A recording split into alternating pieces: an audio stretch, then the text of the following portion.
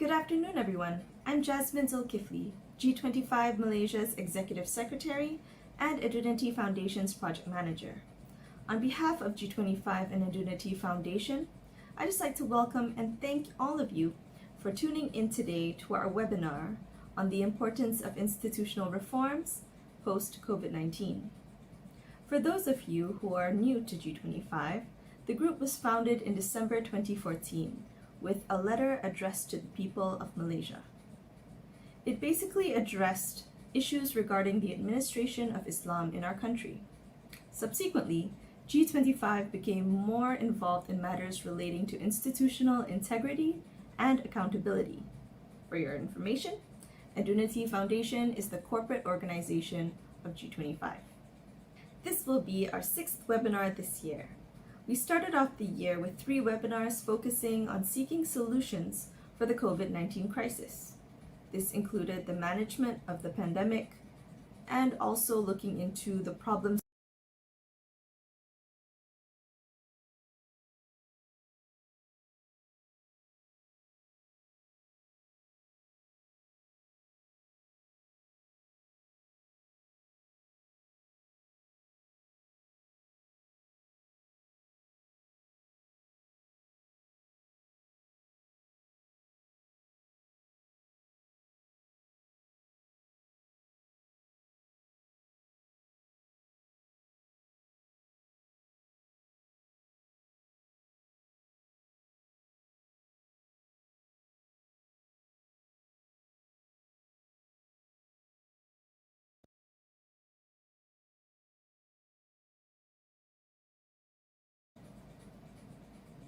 Good afternoon, everyone. I'm Jasmine Zulkifli, G25 Malaysia's Executive Secretary and Edunity Foundation's Project Manager.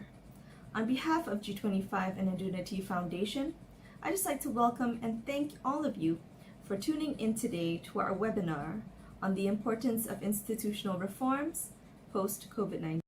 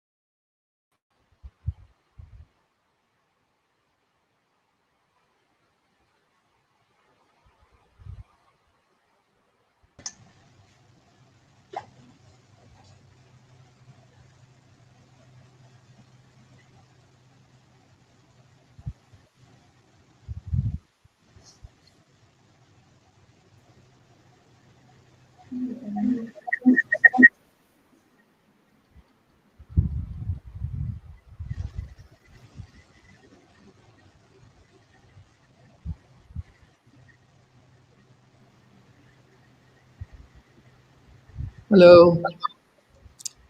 Hello, yes. Yes, we can hear you. What's happening here?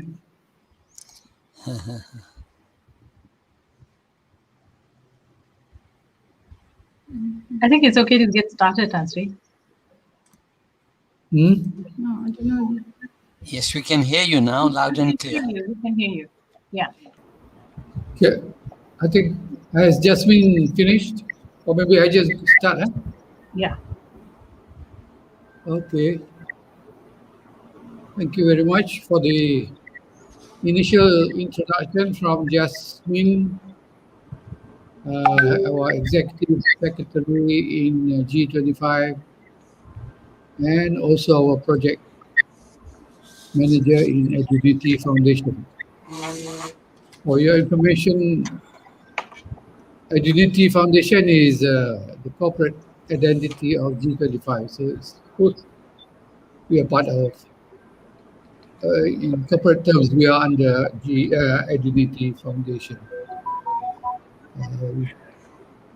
I thought I will start off by making my own statement, which will introduce broadly the subject that we're discussing today, corporate governance.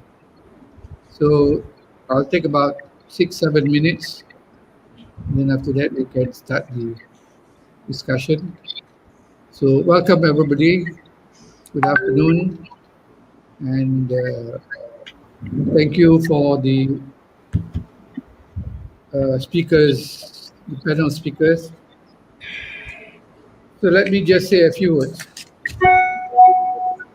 The need for institutional reforms has long been advocated by various civil society organizations and NGOs as important for ensuring good governance, to protect the country and the people against abuse of power, corruption, racism, and religious extremism.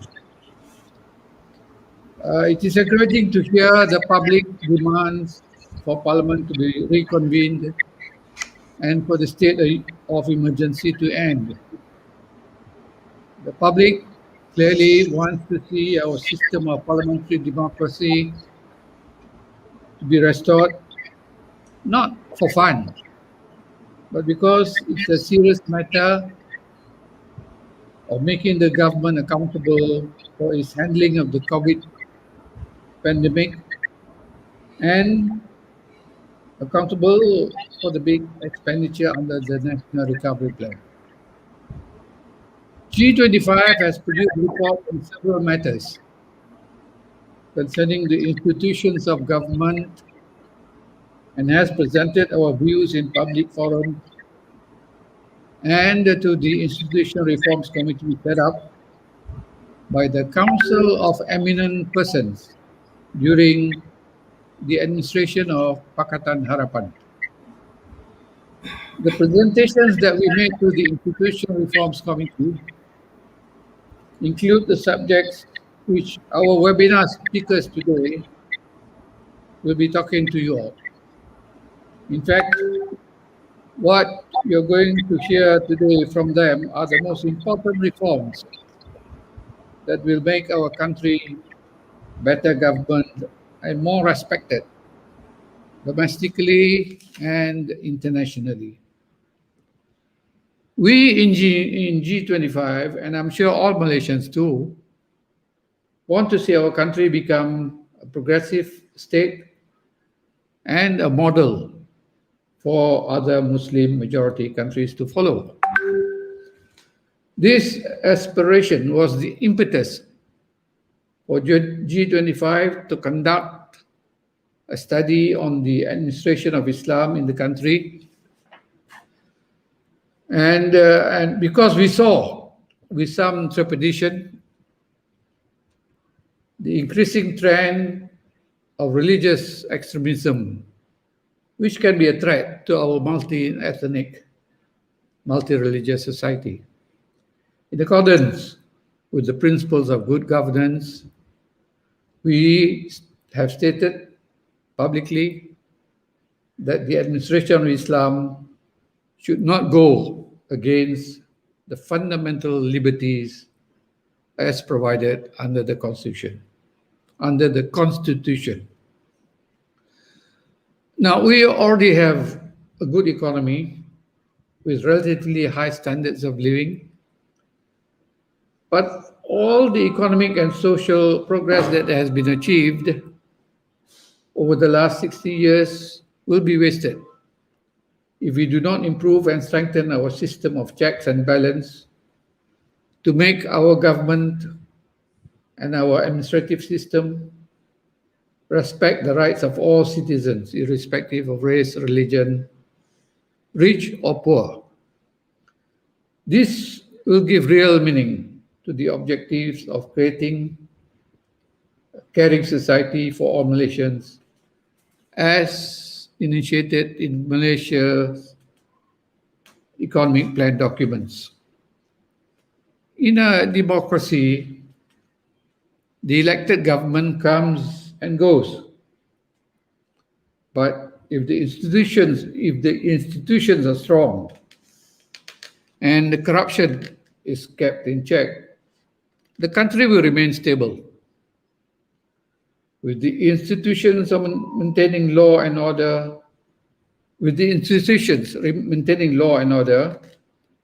and upholding the supremacy of the Constitution and the rule of law, the country will continue to progress with prosperity and happiness for all Malaysians. Good governance with strong institutions is a must in normal times.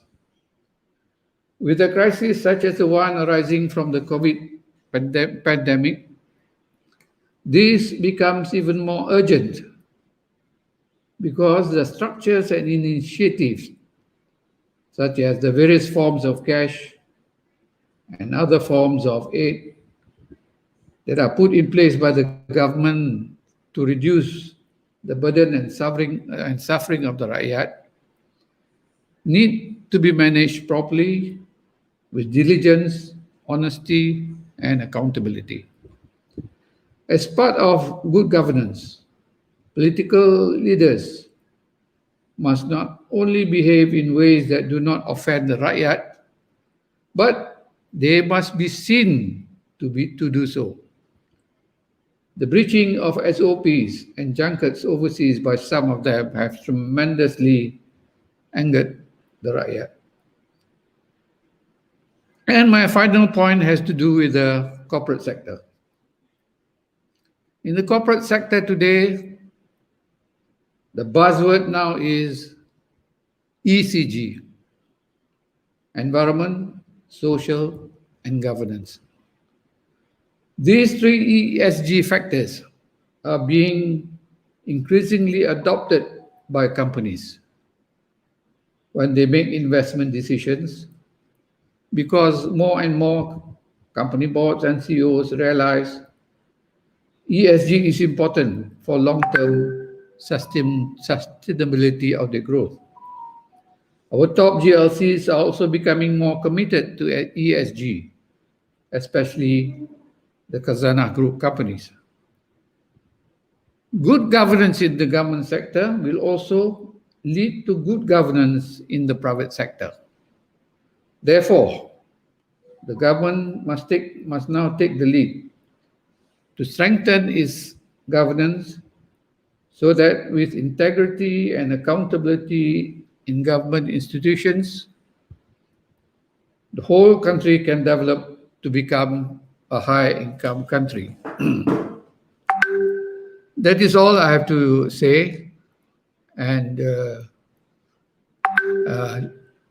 I hope that gives an overall picture of the topic today. And now, without further ado, let us go to the webinar discussion. May I call upon Tan Sri Rebecca to be the first speaker? Thank you very much, Tan Sri. Thank you very much, Tan Sri Sharif, Prof. Shad, Datuk Sri Hishamuddin, and my friend Trisha, and all of you have taken the time to listen in. I want to begin by thanking the organizers for this kind invitation to be on this panel and to share it with folks I have so much respect for. This is indeed an honor, and I must state that my sharing here is in my personal capacity. The views expressed are those of a concerned Malaysian and do not necessarily reflect those of APAC or the organizations I'm associated with. May I ask Huda to please share my slides? Yeah, thank you. We'll go straight. Next one, Huda, please. Yeah, I'd like to start by sharing these two important quotes from the Malaysia Economic Monitor of 2019 and 2020. You know, this really sets the stage for my presentation about the civil service. The first one says, while Malaysia's public service perform well and at par with regional standards, its performance has been largely stagnant and falls short relative to high-income aspirational comparators. And the next one is really what we should be looking at today, looking at into the future to seize new growth opportunities and overcome potentially long-lasting challenges brought on by the pandemic. we should consider bold structural reforms. And I think that's the core of what we'll be discussing today. My outline is simple. Next slide, please. We're looking at, I will spend some time on our North Star, what I think is the North Star for the civil service. Been there, done that, sort of captures all the things that we've done in the civil service. Lessons from the pandemic and getting to tomorrow today. Next, please. This, my North Star, our North Star civil service. At the outset, I want to recap the North Star for all civil servants.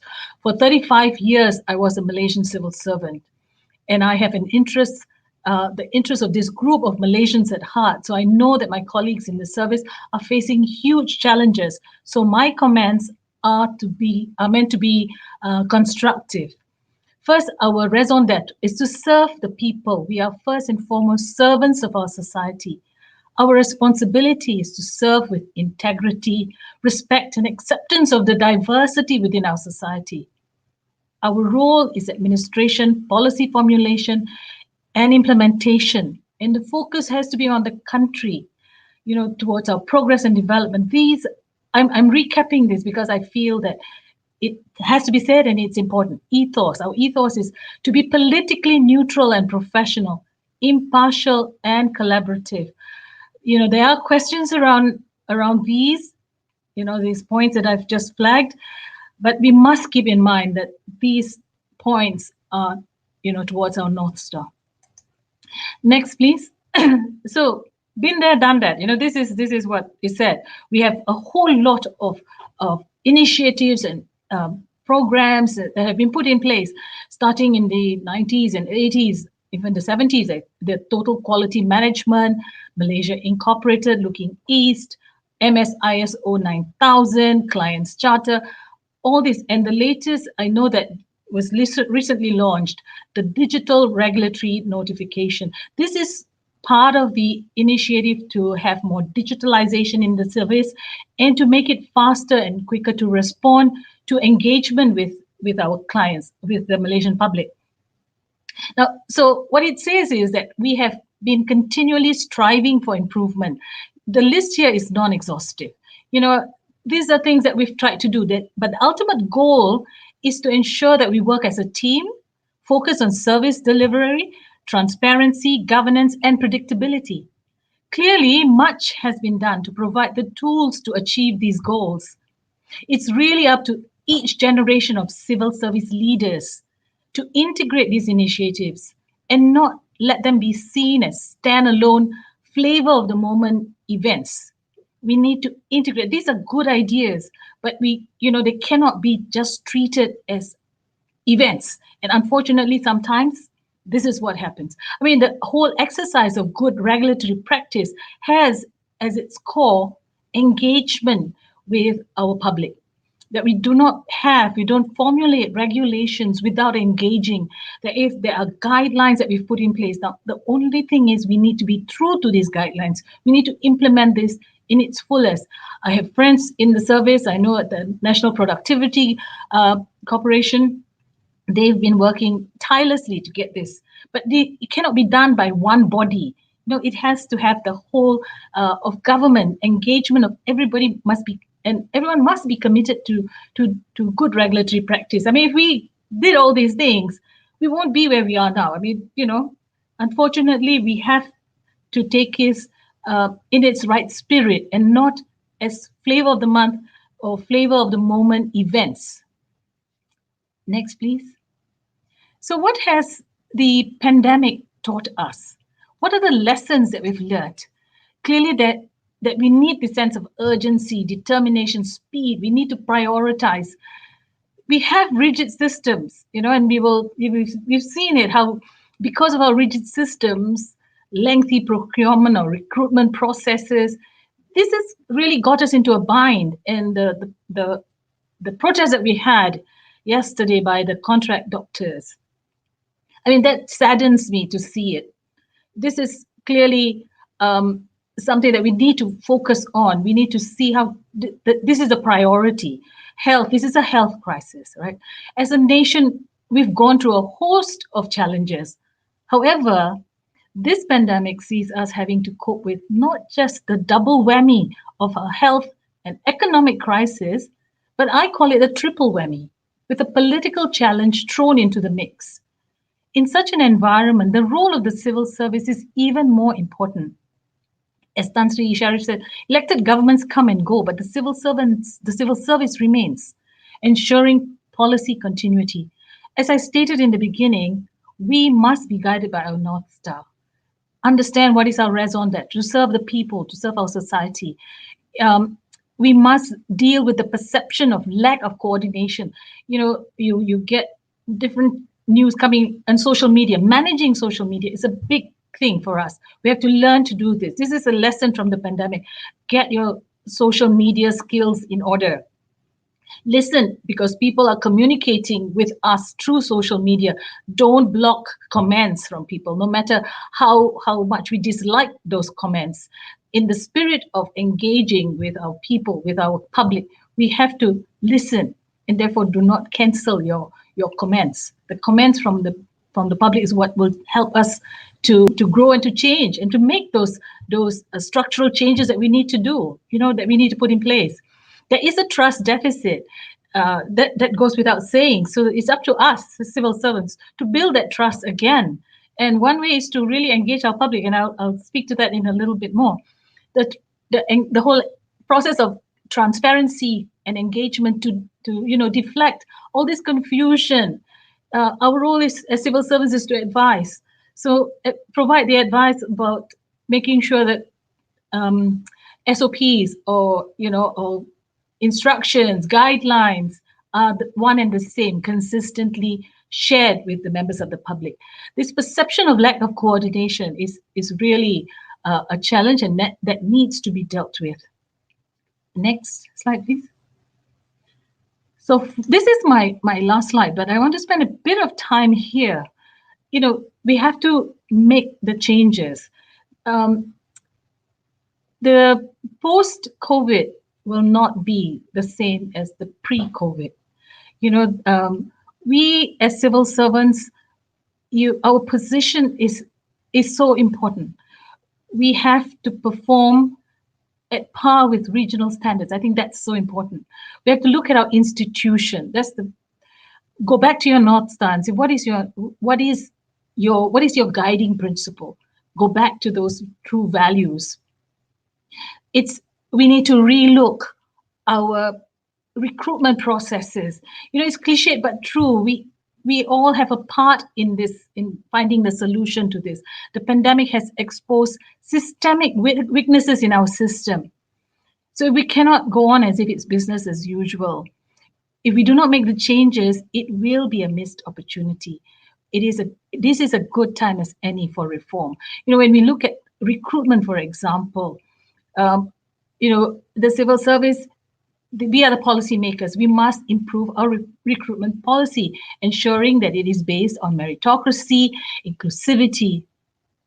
The whole idea, the whole reason, if you look at what happened yesterday, the doctors going protesting, that is a systemic problem. It's been there, it's been brewing, but we didn't pay attention to it. And then it's brewing, and now it has surfaced. So we need to relook our schemes of service to ensure that our system is agile enough to deal with the needs of the country. So the contract doctors is just one case in point. There's a lot more there.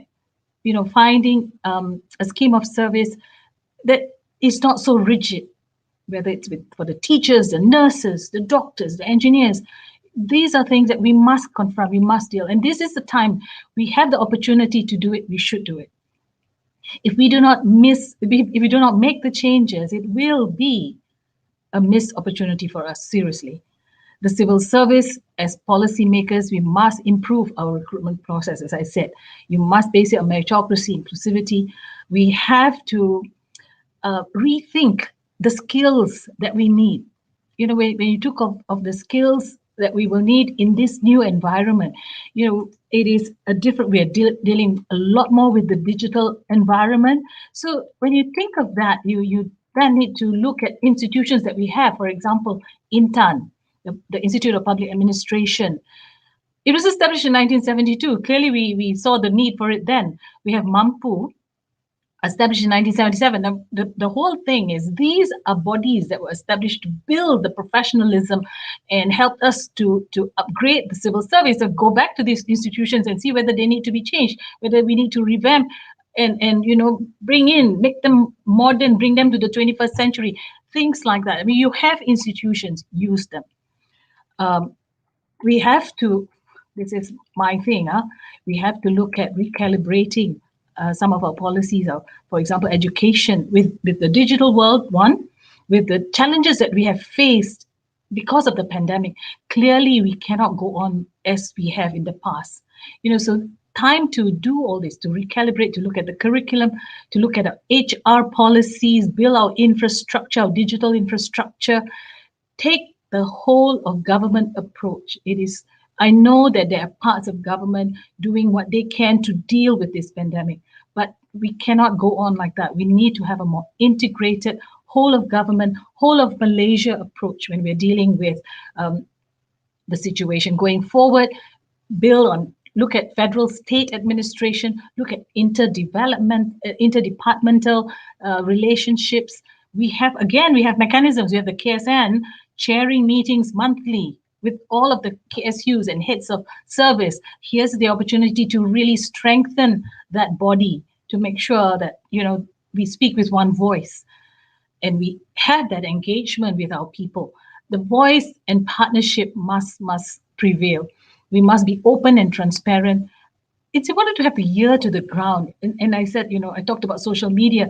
Yes, this is the new world. We need to be adept at teasing out feedback and noise, differentiate feedback and noise, constructive feedback from just nuisance noise or mischievous noise. We have to be able to do that. That's a skill again. So having your ear to the ground, managing the trust deficit, there's no wrong door, taking it further, especially in a digital world and with all the pressures that we cannot have our clients going from department to department. We cannot expect that they know that today they have to go to the police first and then get a license and then go to Bandaraya and get another license. It doesn't work like that, or go to MITI for another license. We have to figure out how we can have one point of entry for people. We cannot have industry going from door to door. So our role as the civil service is facilitating. So we have systems in place to do this. We just need to implement them. Communications, I talked about communications already, and keeping, engaging, managing the perception that we have, that people don't trust us. We have to start engaging. We have to start communicating, being more transparent with the way we deal with information. And the future, we have I saw the launch of the fourth industrial revolution recently. Well, it cannot again be an event. We have to integrate that into our systems. We have to make sure that we are all fair with dealing with technology, that technology becomes inclusive and sustainable. If we're going to have a recovery which is meaningful for all of us post-COVID. When you think of the digital economy, think of the digital infrastructure and how it can be, the digital world can be very inequitable if we do not handle it properly. Recall the little girl who had to go up this hill in this mountain in Sabah to get internet access. So those are things that should, move us as civil servants to make those changes that we need to do. That's within our ability. That's within our power to do so. Keeping again in reminding ourselves of our North Star. We are here to first serve our people, serve the society. We are to be politically neutral and professional, impartial and collaborative. We work on policy formulation and implementation, most of all focusing on the needs of society, accepting of diversity within our society. On that note, Tan Sri, I end my presentation. Happy to take questions later. Thank you. Thank you, Rebecca, Tan Sri Rebecca, for the information of panel members. There's already a comment that the need for reforms is obvious. How do we make it happen? I think we should address that issue later in the discussion, during discussion time. May I call upon the next speaker, Datuk Sri Muhammad Hishamuddin Yunus, a former judge, now a G25 member. Datuk Sri. Thank you, Tan Sri. Salam sejahtera. Good afternoon. Moderator yang berbahagia, Tan Sri Muhammad Sharif, members of the panel, ladies and gentlemen. First and foremost, I would like to congratulate Edunity Foundation and G25 for organizing this webinar. And I would like to thank Edunity Foundation and G25 for inviting me to be one of the panel speakers. I've been requested to talk on the topic judicial reforms in Malaysia and independence of the judiciary. I've narrowed down the scope of my presentation, focusing more on the appointment of judges in our country. I'm sure members of the audience will agree that judicial independence is very important for any civilized country that truly believes in a system of governance based on the principles of the rule of law. It hardly needs stressing that in any country, if there is no rule of law, there's bound to be anarchy. For the rule of law to exist in any country or government that practices parliamentary democracy, there must be an independent judiciary. That is fundamental. An independent judiciary is a crucial feature without which there can never be rule of law. In Malaysia, we subscribe to a system of government based on the principle of the rule of law. This is embodied and reflected in the Federal Constitution and the Rukun Negara. Now, talking about the independence of the judiciary this afternoon, I propose to first discuss how our Superior Court judges are appointed. By Superior Courts, I mean the High Court, the Court of Appeal, and the Federal Court. Among the process in place to enhance judicial independence, the law requires that candidates for judicial appointments or promotions are nominated by an independent commission called the Judicial Appointments Commission, known by the acronym JAC. From now on, I'll use the acronym JAC. The JAC was established in the year 2009 by an Act of Parliament, namely the Judicial Appointments Commission Act 2009. Credit must go to the Prime Minister then, Tun Abdullah Ahmad Badawi, for the passing of this act.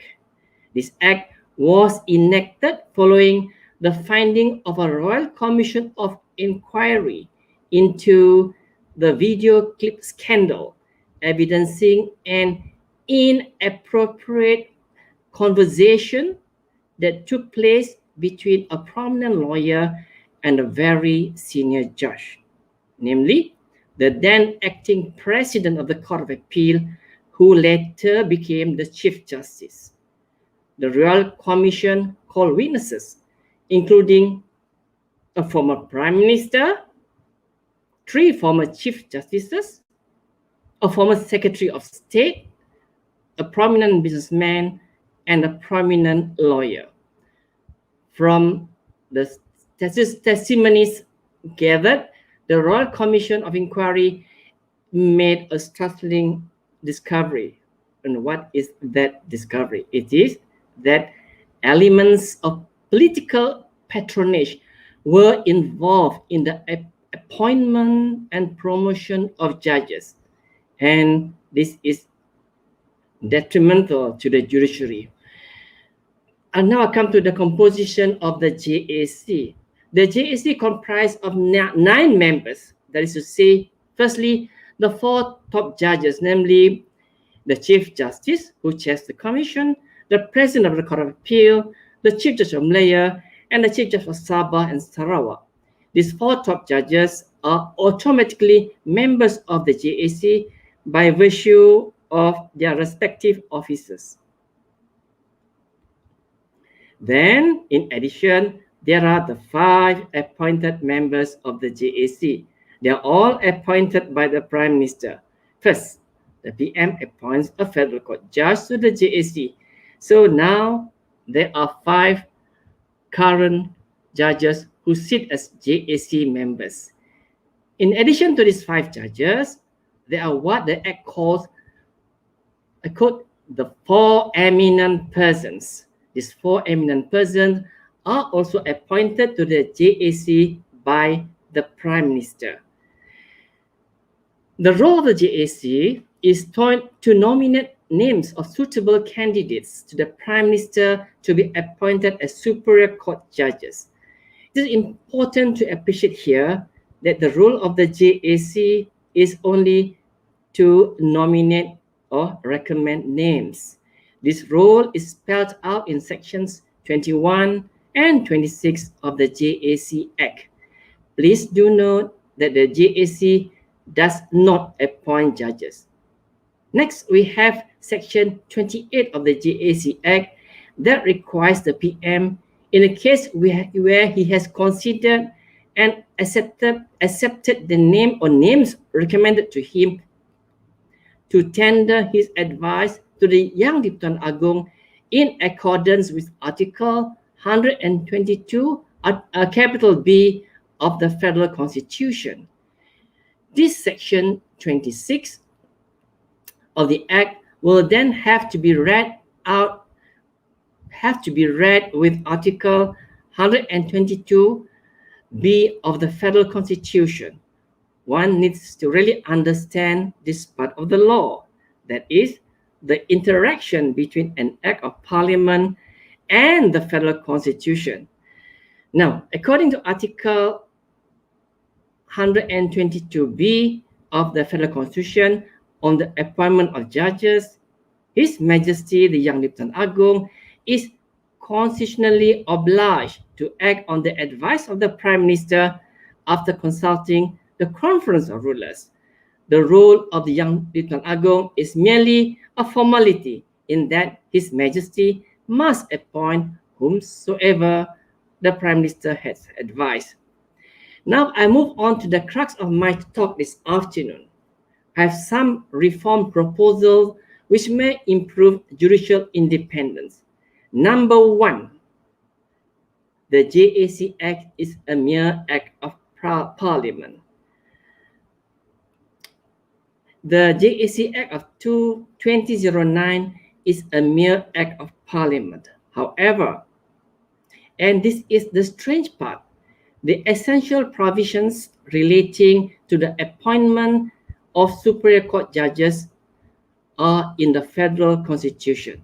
For example, just to take one provision, under the Federal Constitution, judges are appointed by His Majesty the Yang di-Pertuan Agong on the advice of the Prime Minister after consultation with a Conference of Rulers. Article 122B, which I've mentioned several times earlier. Thus, we have a situation where some provisions relating to the appointment of judges are found in the Federal Constitution, and some other provisions relating to the same are found in an Act of Parliament, and a law that is of a lower status as compared to the Federal Constitution. This kind of legal arrangement is very unsatisfactory. It may lead to problematic constitutional and legal issues. In my view, ideally, the main provisions of the JAC Act and the mechanism of appointing judges should have been incorporated into the Federal Constitution itself. Number 2, appointment by the Prime Minister. 5 members of the JAC, as I mentioned earlier, out of 9, are appointed by the Prime Minister. Again, this is unhealthy as the Prime Minister is not only a politician but head of the executive. There is a risk that he will not appoint independent-minded commission members, but he will only appoint members that are pro-executive or sympathetic to his political party.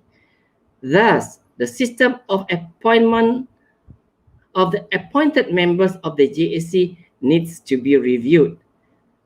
In my view, the appointments should be through open competition, like as practiced in the United Kingdom.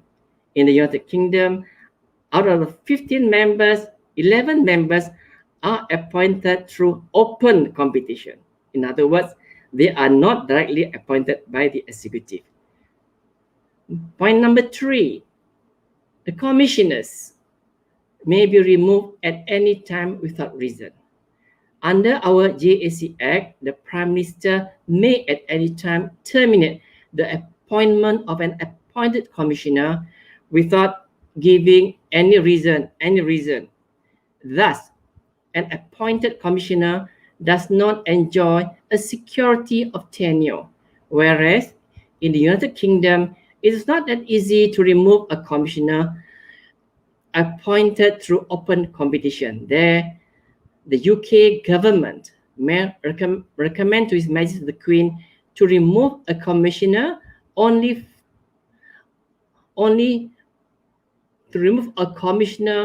for certain specified reasons. Number 4, composition of the JAC. Judge heavy and lacking in diversity. As I pointed just now, out of the 9 members of the JAC, 5 are serving judges. The 4 non-judges are the 4 eminent persons. But again here, there is nothing to prevent the Prime Minister to appoint ex-judges to be the eminent person, and this often happens. And there is lacking in diversity in the membership of our JAC. In my opinion, the membership should be expanded to have more members, say, for example, 15 members. There should be members to represent the bar, academia, attorney general, and there should be also lay members, meaning members who are not legally qualified. The membership should represent the diverse nature of Malaysian society. We are multiracial, multicultural, and multi-religious. In the United Kingdom JAC, the chairperson has to be a lay person. In addition, there has to be 5 other lay members, whereas in our JAC, all 9 are legally qualified persons, not a single lay person. Number 5, Prime Minister not obliged to accept the nominated candidate.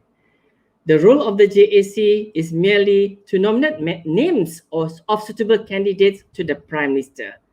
Under Article 122B that I mentioned earlier, on the appointment of judges, His Majesty, the Yang Tan Agong, is constitutionally obliged to act on the advice of the Prime Minister. And now, therefore, the person who effectively decides on the appointments or promotion of judges is no other than the Prime Minister himself. The Prime Minister may reject a nomination by the JAC, and he is not obliged to give a reason if he were to do so. This system of appointment is unsatisfactory and not conducive to the idea of an independent judiciary. This is because the Prime Minister is the head of the executive branch of the government. There are times when judges have to make decisions involving the executive or the legislature. Therefore, this arrangement, particularly on the role of the Prime Minister on the appointment of judges, does not accord with the idea of an independent judiciary.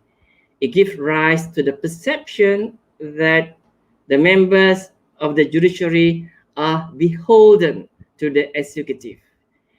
It is suggested that a better method would be where the Prime Minister plays no role at all in the appointment of judges. This proposed that the JAC, instead of the Prime Minister, recommends the names directly to the Conference of Rulers for their views and thereafter directly to the Agong. In conclusion, it is my opinion that Malaysia needs judicial reforms pertaining to the method of appointing judges. If we desire an enhancement of the independence of the judiciary, the JAC Act has to be repealed and the federal constitution needs to be amended to incorporate provisions of the JAC Act, which in turn calls for some improvements, in particular with regard to the composition of the JAC and the role of the executive in the appointment of judges.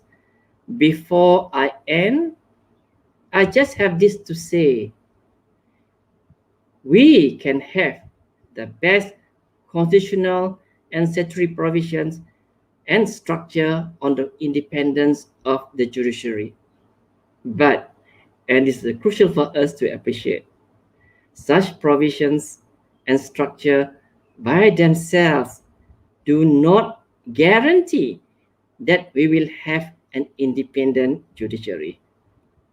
Ultimately, the level of judicial independence will depend on the judges themselves. Our judges must have the courage, honesty, including intellectual honesty, and the integrity to uphold the independence of the judiciary. With that, I end my presentation. Thank you. Thank you very much, Dr. Sri. That's a very interesting topic, how to remove the political power behind the appointment of judges. I think that's a very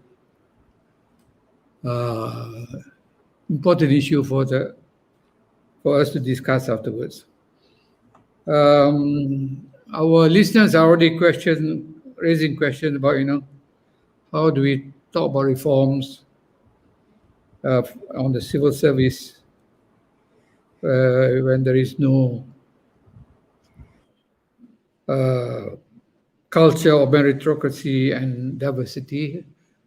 I think Tan Sri Rebecca may want to bear that in mind afterwards.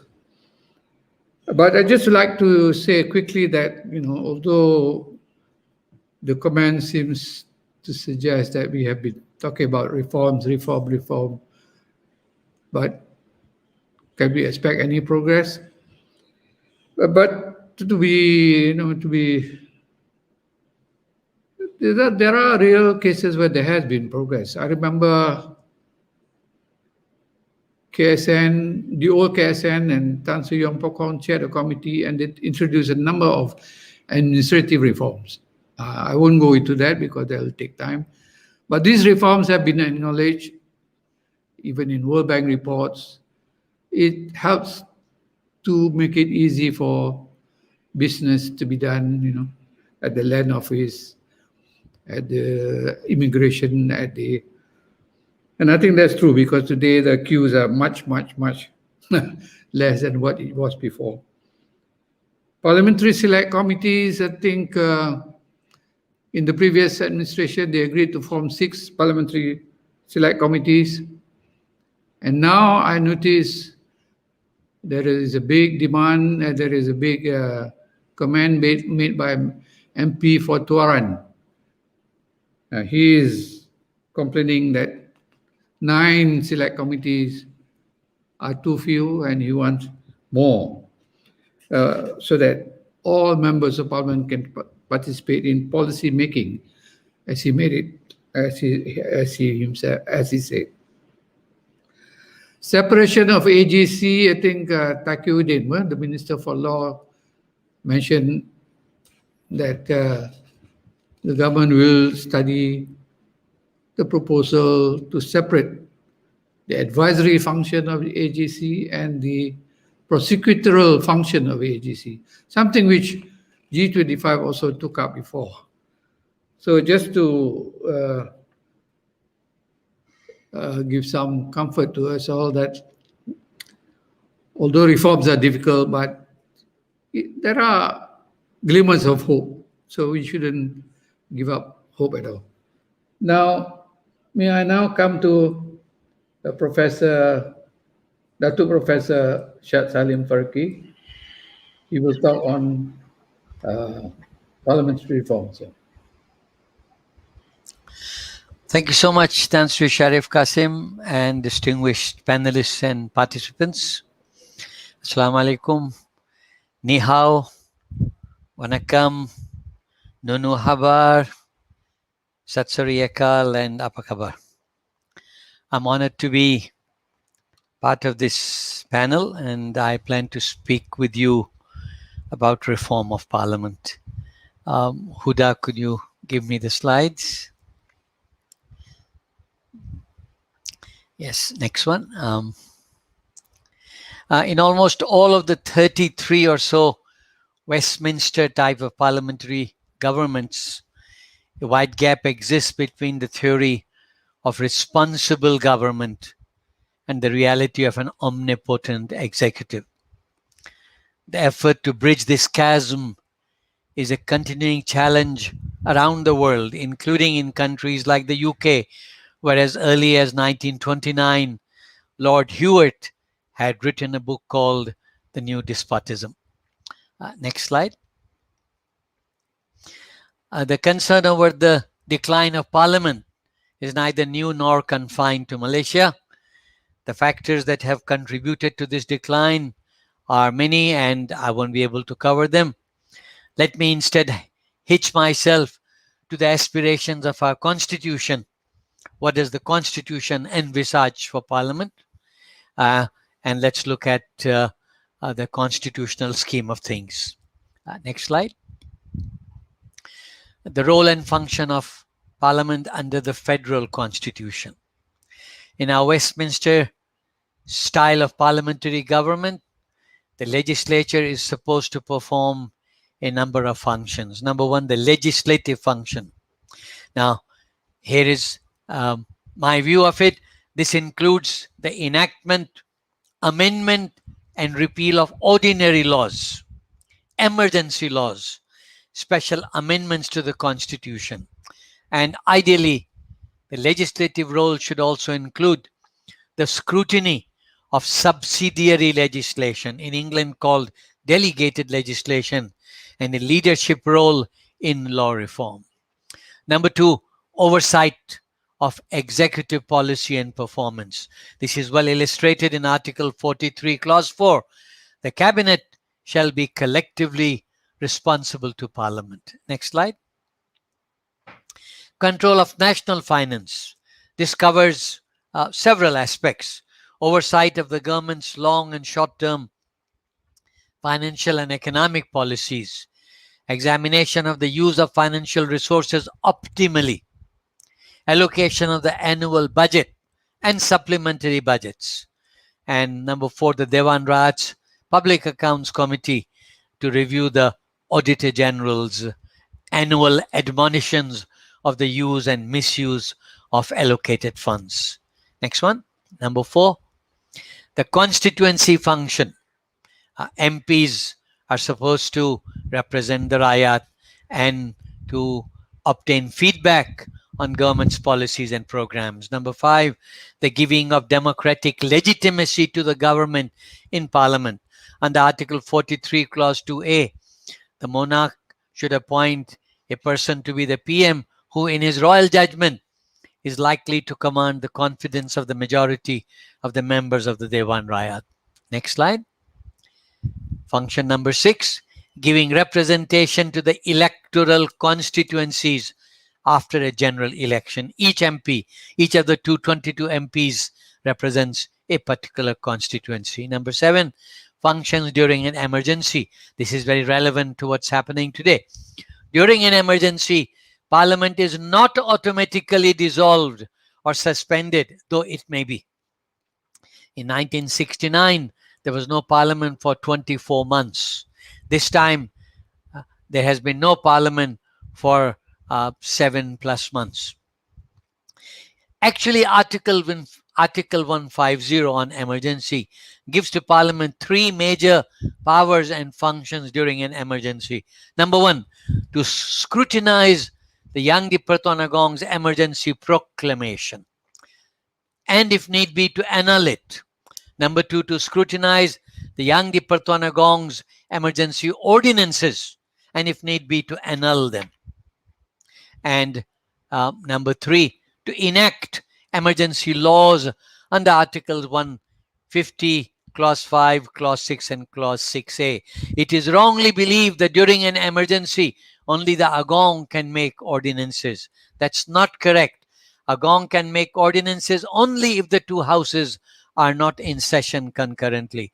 Otherwise, the power to make law remains with Parliament. Please don't forget that Malaysia was under an emergency from 1964 till 2011 November. During this time, 10 general elections were held. Parliament sat, passed hundreds of laws, made scores of constitutional amendments.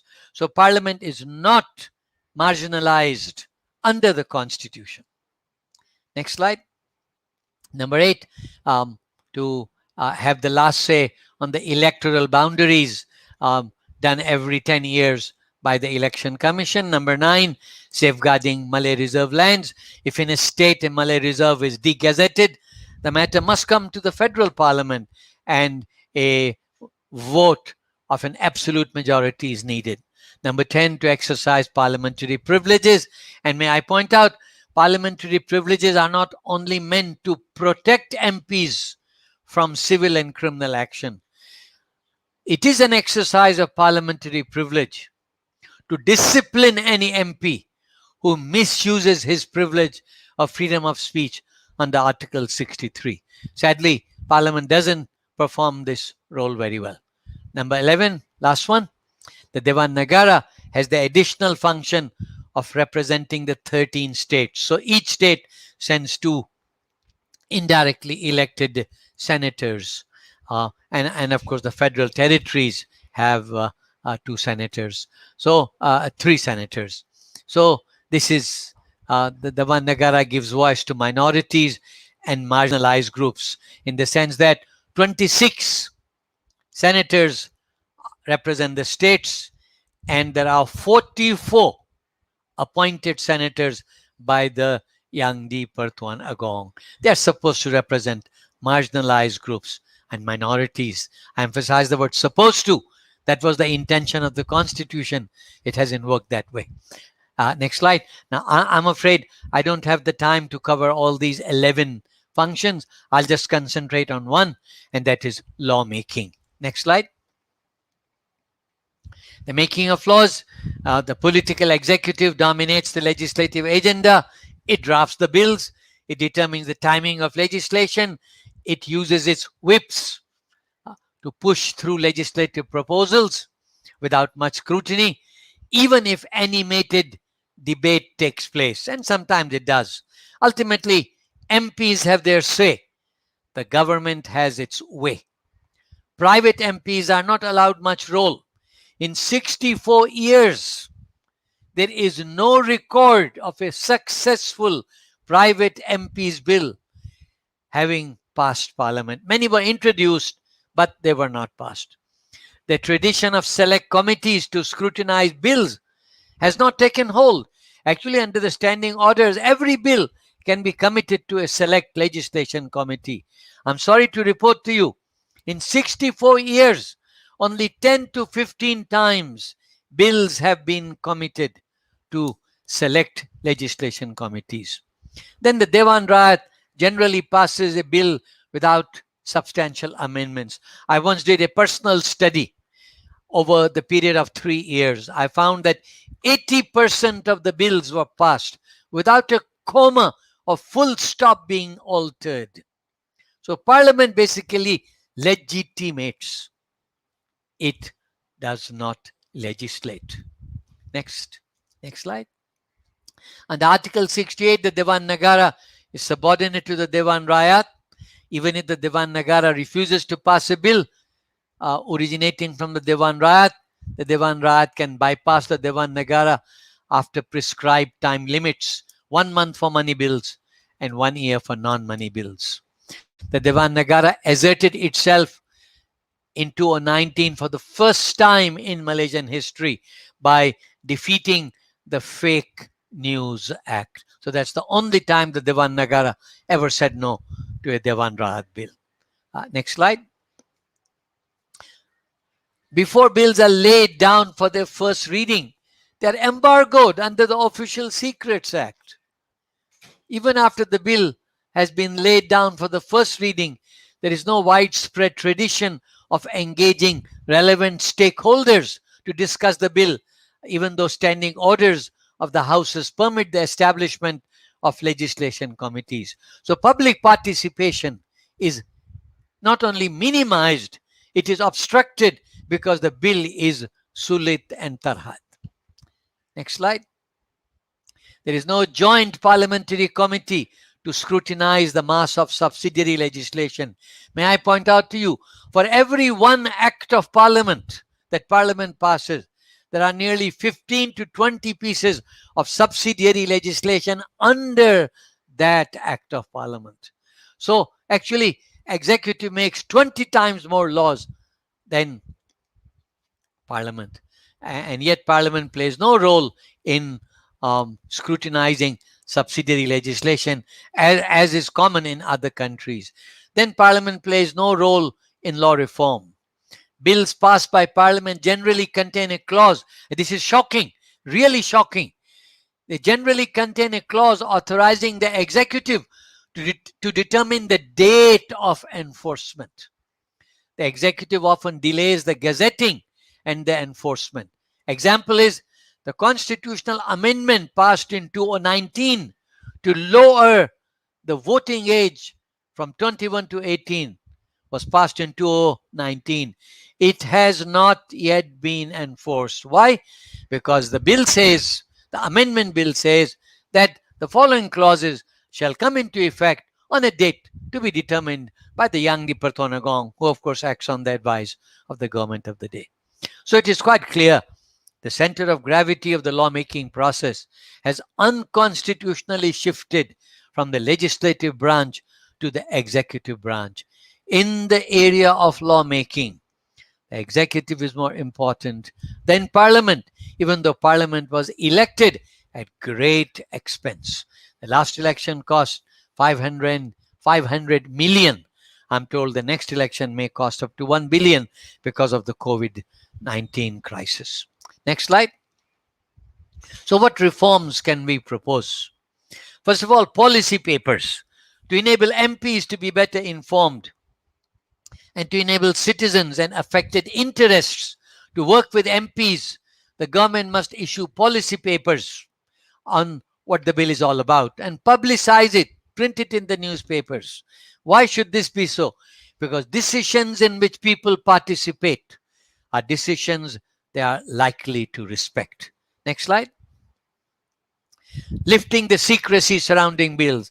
Bills should not be subject to Official Secrets Act till they are laid in Parliament. We must give MPs more time to read bills. Sometimes the practice is just the day before. It should be submitted to them at least a few weeks in advance.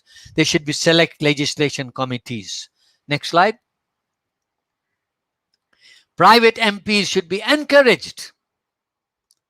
Actually, the standing orders allow for that because this will enhance the role of backbenchers. By backbenchers, I mean those who are not in the cabinet.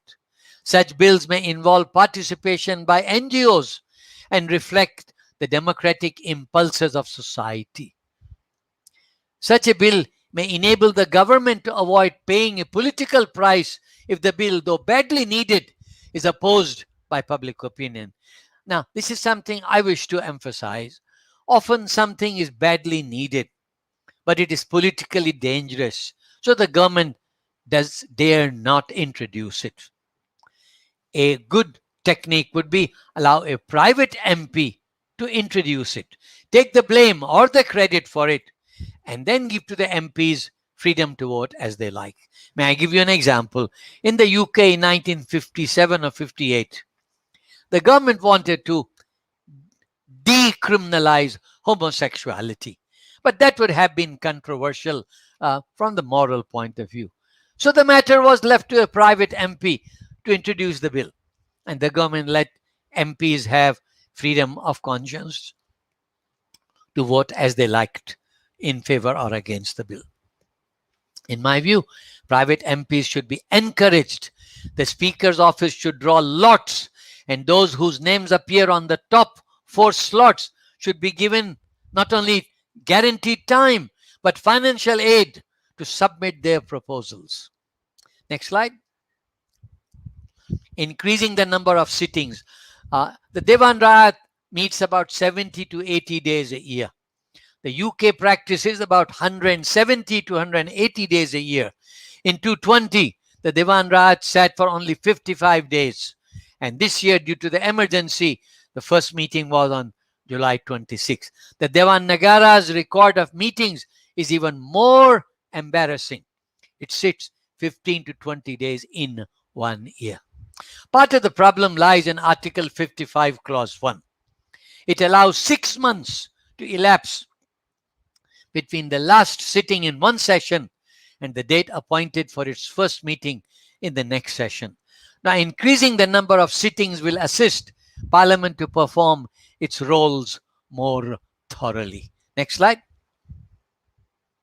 Legislative assistants. MPs, even in some Asian societies, not so well off economically than in compared to us, MPs must be provided 3 to 4 legislative assistants.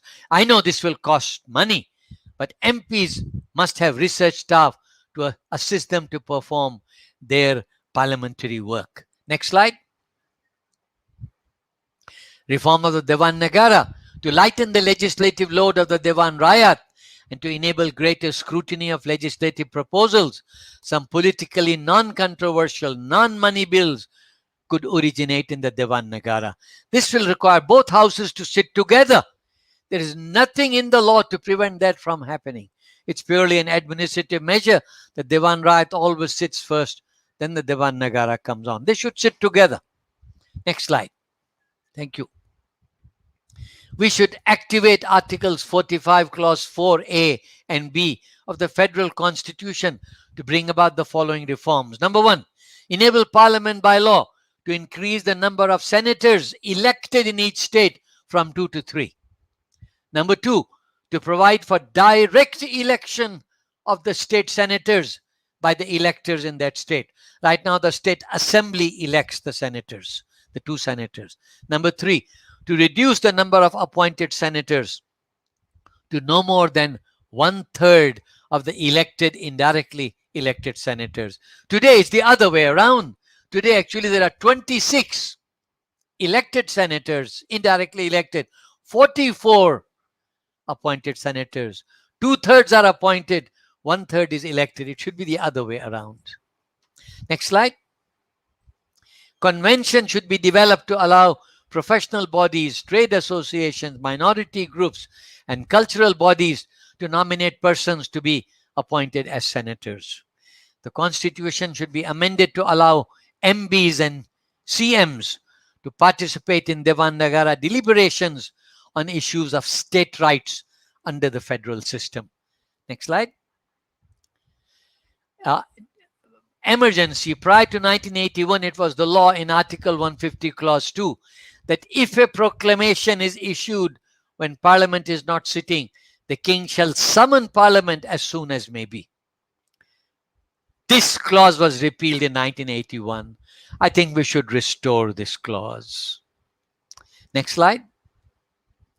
The emergency proclamation and ordinances are required to be laid and debated and discussed if a motion is introduced.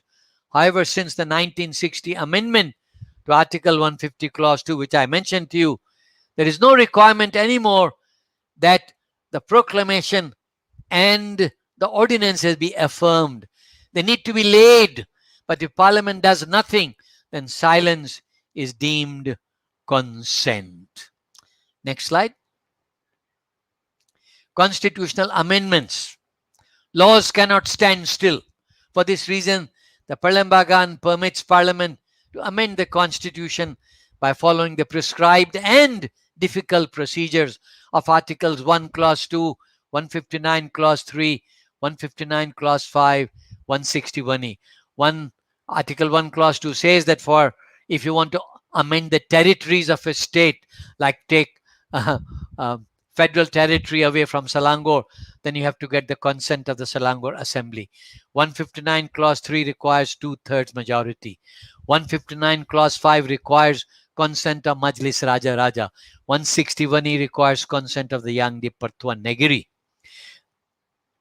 Now, however, there is an ongoing and unresolved debate about whether Parliament can, by following the prescribed procedures, amend the basic structure of the Constitution. Our judges are deeply divided on this issue. Another controversial issue relating to some amendments is that some constitutional amendments require the consent of persons or authorities outside of Parliament. As I mentioned, in some cases, the State Assembly is involved, Conference of Rulers is involved, and the governors are involved. However, whether this consent was in fact received or not received is never indicated in the Gazette notification which publishes the amendment. It is my humble submission that in the matter of constitutional amendments, the Government Gazette must inform the public whether and when the consent of the Conference of Rulers and the governors or the State Assembly was obtained. Next one. Law reform. I have a humble suggestion that every piece of law passed by Parliament must contain a provision to require the minister concerned to appoint a post-legislation citizens oversight committee working pro bono. So no money is involved. Pro bono is free, to keep the working of the law under scrutiny. The committee should have at least one legal member and 2 other persons to represent affected interests. The committee should be required to report to the minister every 2 years or earlier if necessary.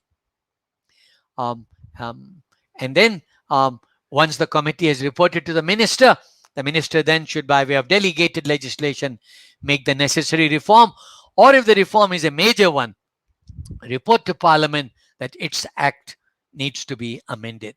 Next slide. There should be a law reform commission, independent law reform commission of retired judges, academicians, lawyers, and I will go along with Dato' Hishamuddin, at least one non-law person, because laws apply to everyone.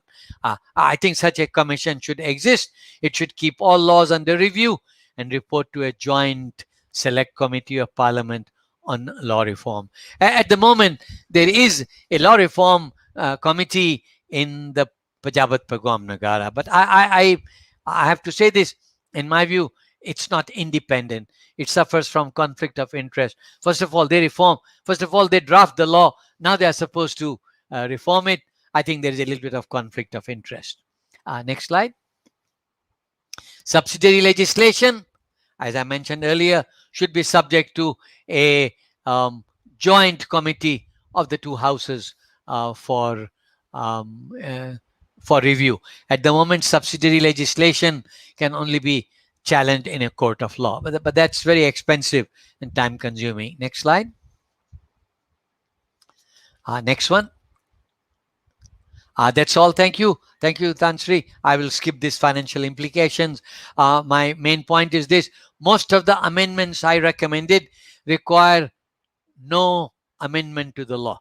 They can be done administratively, but there will be some need for new laws, for example, for a new law reform commission like the Judicial Appointments Commission, but this can be done. Thank you very much, and thank you, Huda, for your expert handling of the slides. Thank you.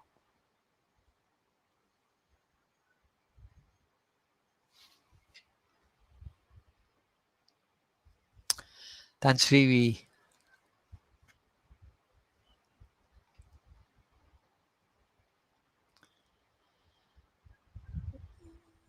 Tan Sri Sharif is on silent, on mute. Yes, Hello? now we can hear you. Yes, yes, sir.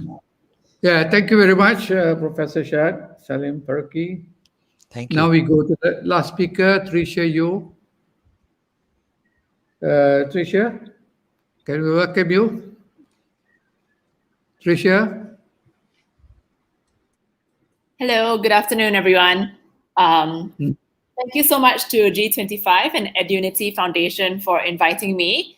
I am very honored to speak alongside so many esteemed and distinguished speakers. Tan Sri Sharif, of course, thank you for the invitation. Tan Sri Rebecca, our IDEAS board member and friend, Professor Shad Salim Farooqi, and Datuk Sri Hishamuddin Yunus. So good afternoon to everyone also in the audience who might be listening in. I think we are actually quite late in the day, so I hope not to belabor you too much. But I just wanted to point out that all of the above institutional reforms that the speakers have talked about are absolutely crucial. Many of them have been addressed in the IRC Institutional Reform Committee. Unfortunately, that report was not out. It was not declassified and made transparently known to all of the public. So I urge that this report be made known, because then we don't want to reinvent the wheel and to recycle the proposal reforms. There are two specific things that IDEAS has had an interest in the past. So we've published a paper on the separation of powers between the Attorney General and Public Prosecutor. So that's on our website. And the other one is on Senate reform. So we've also published something on reforming the Senate. I take Prof. Shad's points, all of them are very relevant. And IDEAS, in fact, is part of a separate civil society coalition called the Seed Community for a Professional Parliament. We've also met with Prof. Shad recently, where we're trying to use several projects that will professionalize Parliament, and completely agree there's a need to increase the number of select committees, making sure that Parliament is strengthened and not just the executive, because what we have today is a highly centralized government in which the executive makes those proposals and legislature does not have very much say except to debate, but the debates are also very limited because we don't have many sitting days. But right now, I'm going to talk about another area of institutional reform, which is to address political corruption through political financing reforms. So just to talk through what is Malaysia's current situation. Malaysia does not currently have any legislation to regulate the funding of politicians or political parties. Therefore, this means there is no transparency in how politicians and political parties raise money. There's no public funding for political parties, unlike countries like Germany. So Germany is the country that is often cited. And the boundaries between party spending and development spending are not clear. So the government does provide some development spending to its members of parliament. But even then, it is not equally divided, and there's a lot of controversy there. But before we get into the details, so I just want to broaden out a little bit. So there are a lot of institutions like the OECD and others that are already starting to think about money in politics as a crucial piece of the jigsaw to improve political competition and trust in government. So this report is available online. It essentially says that money is a channel of political participation. So we just want to acknowledge that. Money reflects and shapes political competition, and money influences politics. And of course, we know, especially so in a country like Malaysia, politics influences policy. So what we're saying is that money therefore matters. Money influences politics. Money influences how policies are shaped, are formed, and how they are implemented, which therefore have an impact on the rakyat. This is a very renowned organization called IDEA.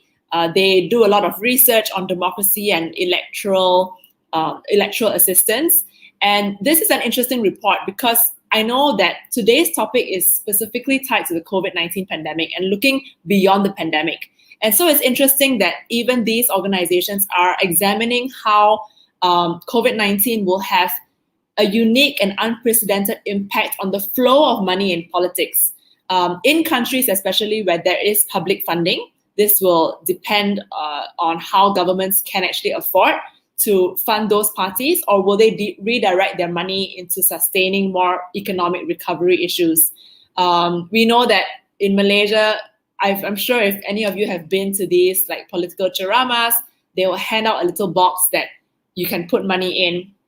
But restrictions on the size of gatherings will also make it difficult to organize fundraising events.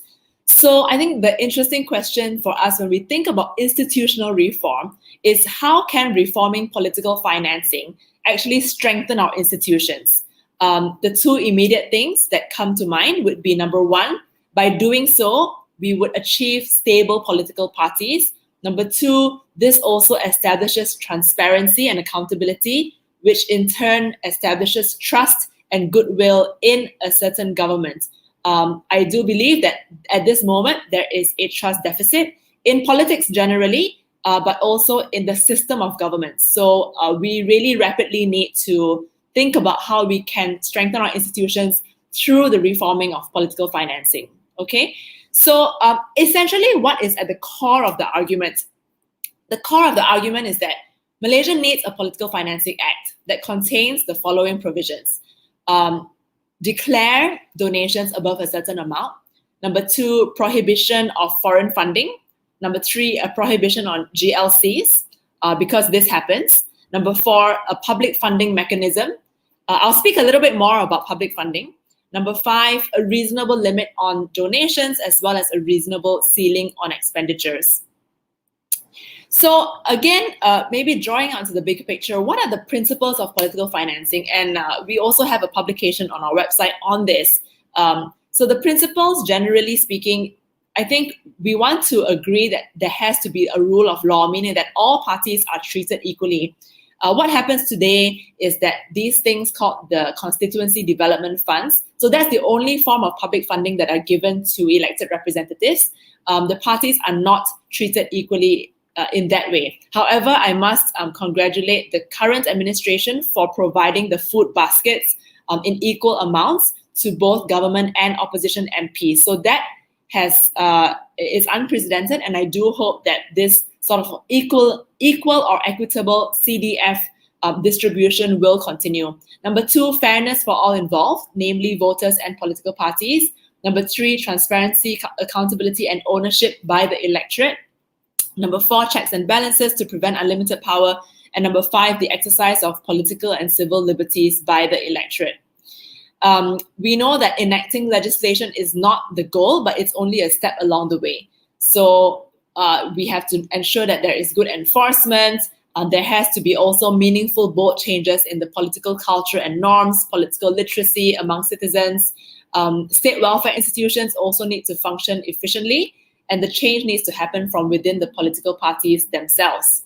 Okay, before I get to the details, so the next few slides actually are detailed tables of the various proposals that have been put forth prior to this. So maybe just a little bit of background and where are we at in terms of the discussion on political financing. So political financing is not a new subject of discussion. It has been taking place over the last decade. So over the last 10 years, a lot of groups have taken a lot of interest in it. I think it also escalated precisely because of the 1MDB case, which, as we all recall, blew up in 2016, 2017, and this resulted in, partially resulted in the change of government in 2018. So back in 2011 already, Transparency International was the first organization amongst the civil society here to emerge with a very comprehensive report with 23 recommendations. So there's a little red book, if any of you remember, very comprehensive. Following that, there was a bit of a silence because when they proposed these to the different parties, from what I understand, the traction was not quite there. In 2015, 2016, two parallel activities took place that also emerged in a report, two separate reports. Number one, there was a civil society coalition, which was led by none other than G25 at that time. G25, C4, a couple of others, they came together and formulated a report. Separately, the government under Datuk Sri Najib at the time also commissioned a report via their own committee. So there were two parallel reports around the same time, 2016. From then on, there has not been any new report.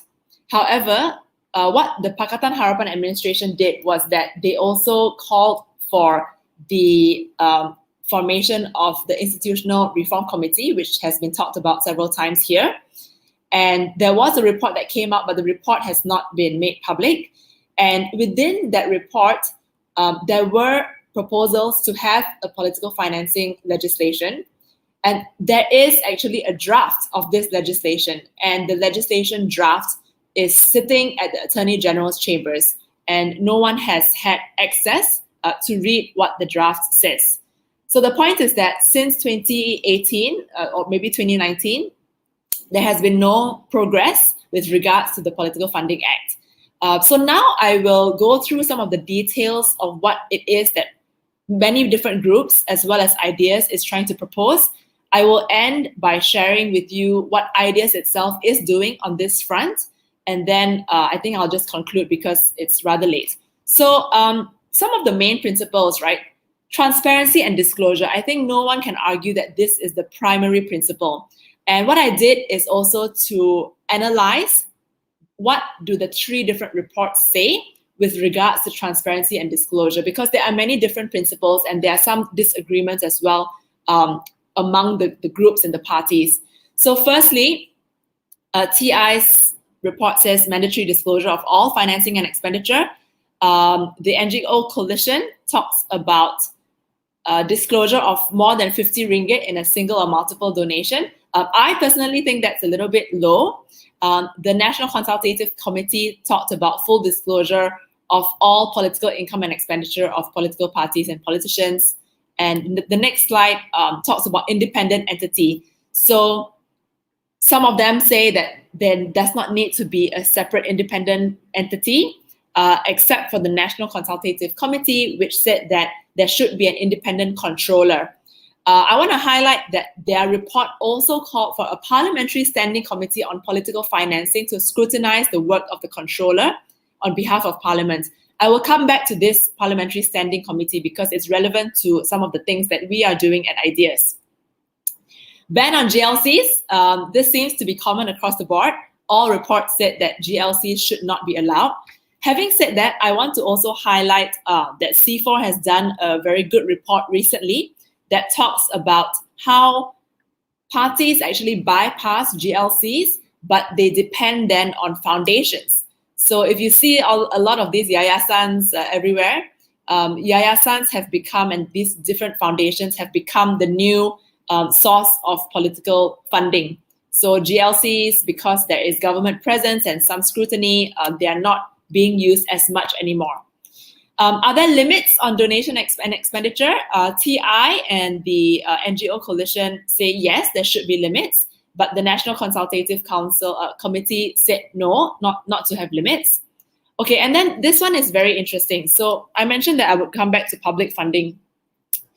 Where we're at this stage in Malaysia, I do believe that there needs to be some form of public or state funding involved. And I say this because I've been speaking a lot to the different political parties and representatives from the parties.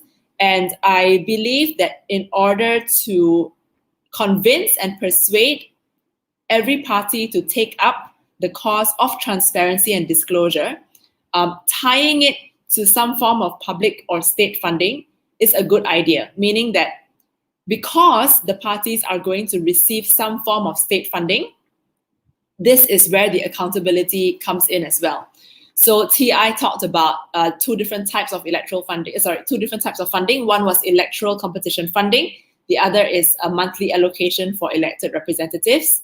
The NGO coalition in 2015 talked about public funding as well. The National Consultative Committee also talked about state funding. So yes, And another one I want to cite recently, which is Bersay's report on public funding. Also, they recommend that there would be vote-based direct funding for regular party and campaign expenses. So it seems that based on these various reports and these various opinions, there is a case to be made for public funding. Okay, let me just stop sharing and then I will conclude my thoughts on this. So in terms of political funding, it seems quite straightforward to me that transparency and disclosure as a main principle that should remain the order of the day. In order to obtain that transparency and disclosure, one should consider the possibility of public funding because this is where you can tie the accountability very closely to taxpayers' funds. Where we're at ideas, if I can share a little bit, is that we are trying to work together with civil society organizations as well as members of political parties to form some sort of parliamentary grouping that will allow us the opportunity of calling for the draft bill that no one has quite seen yet. We believe that this is an opportunity for Parliament to play its role, as Prof. Shak so succinctly put earlier. And Parliament should be able to scrutinize the draft bill, call on perhaps experts, international experts, regional experts, countries that have already implemented some sort of political financing act, and maybe troubleshoot what are the gaps that need to be made. And hopefully with this sort of coalition building, this will also translate finally into the legislation coming into place. So just wanted to keep it short. I think that's quite clear. In some, I believe political financing reforms are also a very clear way of ensuring institutional reforms are obtained. It's part and parcel of what we need to do. Ultimately, a lot of things we can try to push forward, but unless we address the problem of political corruption in the country, I do believe that this is, in a sense, the mother of, not maybe all problems, but the mother of many, many problems. Unless you weed out political corruption, unfortunately, all of the above institutional reforms that we are hoping to achieve will also be very, very difficult to obtain. Thank you very much to G25 once again, and happy to receive questions.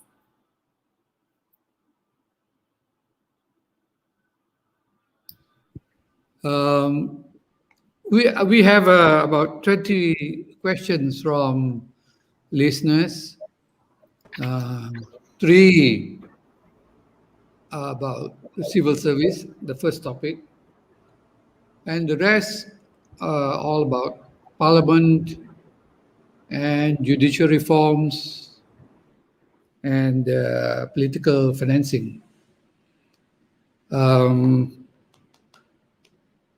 One common question is there a political will to carry out these reforms? I think based on what we hear from Tricia, for example, there was a serious attempt made to introduce a law on political financing. And it all started, with a statement by Najib himself. As you may recall, when it was revealed that, he had $668 million in his private account, and he was criticized. And he told the public, he said to the public, I've done nothing wrong. It's not against the law. This is a donation I received from outside. And according to the experts like Professor Terence Gomez, Najib was right. There's nothing in our law which prevents foreign political financing. And so Najib said, if you think it is wrong, let's have a law, let's legislate it. And so he appointed a committee under Paul Lau and Paul Lau tried to do something, but unfortunately, the bill got nowhere. So there was an attempt made, but actually it was a stalemate. But now, as Tricia was saying, there's a new move now to form an all-party parliamentary group to get this, because there are more and more members of parliament who are beginning to feel that we need such a law. But the question is whether the majority will agree. So this is, we have to see. And again, now on parliament, I would say in the previous administration, the Speaker, Tan Sri Arif, he pushed hard for reforms. He formed the parliamentary select committees. But of course, he said parliamentary select committees can only be effective if you provide it with the necessary support, staff support, budgetary support. He wanted all those reforms, but those reforms, I think, the Pakatan Harapan government fell, and those administrative changes that he wanted, didn't have time to be implemented. So hopefully there will come a time when a new government perhaps will take it up again. And another interesting comment, as I said earlier, was from the Minister of Law himself, where he said that the government is prepared to consider the proposal to separate the functions of the AG. As you know, these reforms proposals have come from many civil society organizations. And hopefully, working as a group, we cooperate among each other, we can see some progress. But in the end, it's a question of who we put into parliament. And in the end, it's left to the hands of the electorate. If they are reform-minded, if the young people come forward to vote, if bring in a new set of parliamentarians, maybe the reform process can happen faster. Because there are many of the questions that I received here, they look like they are skeptical whether we can achieve anything. They say, if there's no political will, what can be done? True, but on the other hand, as I'm trying to point out, there are areas where there was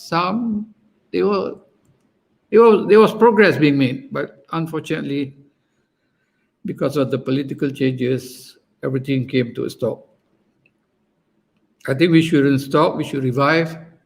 And that's one of the reasons why, despite the pandemic, we decided that G25 should have this webinar, should keep these topics alive in the public mind so that they don't forget, so that we also don't forget. And I think if we work together across civil society groups, we can. Yeah, Tan Sri, if I may as well interject.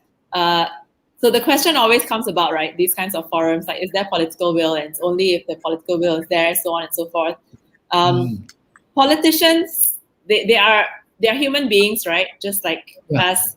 What are we incentivized by, and what are they incentivized by? I think we, as an organization, as a think tank that does this sort of policy research and advocacy, we come to that stage where we appreciate that there are some things that politicians won't move on, but there are many things that they will move on if we are able to demonstrate that there are incentives for them to do it, and there can be successes that can be demonstrated, right?